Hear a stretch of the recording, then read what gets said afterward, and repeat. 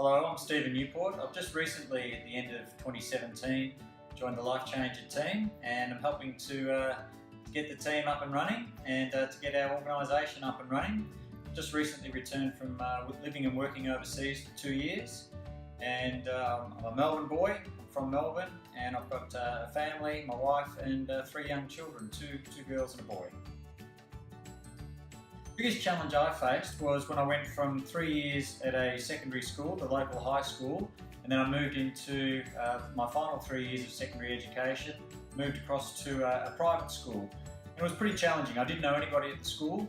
Everybody was new. I had to meet new people, make friends, and a lot of them have become lifetime friends now. But it was a difficult time, and at that age, my teenage years, having to mix in and make new friends with a lot of quite wealthy boys from wealthy backgrounds, and I came from quite humble backgrounds, so that was quite challenging.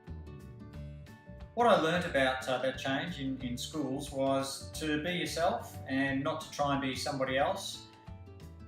Allow people to accept you for who you are. My hero type, I think, is a combination.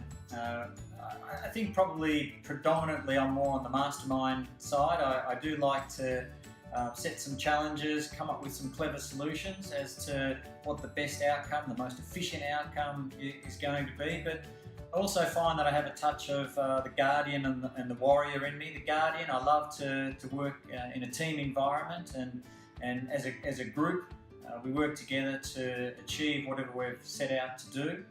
And also the warrior, I do have a touch of that in me as well. I love to set challenges and go about those challenges and try and achieve them, and really have that level of resilience to keep pushing through those obstacles that come up along the way.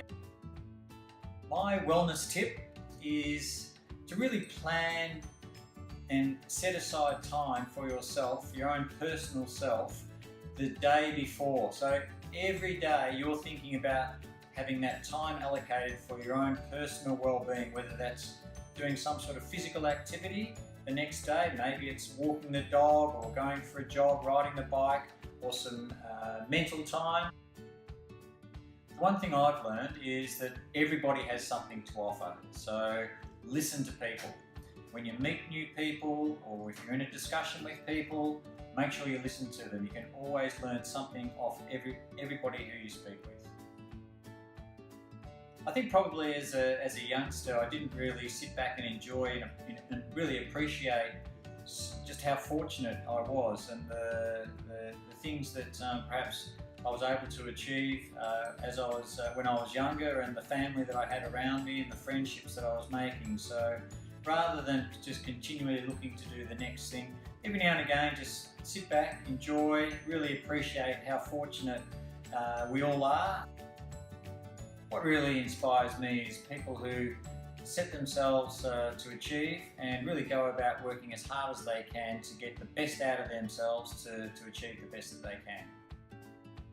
I guess what I'm good at doing is actually having some goals and setting those goals and really working hard and not giving up until I achieve those goals, or at least go as far as I can to try and achieve those goals. And those goals may not be necessarily personal goals. They may be to make sure I've got a good family life and a good home life.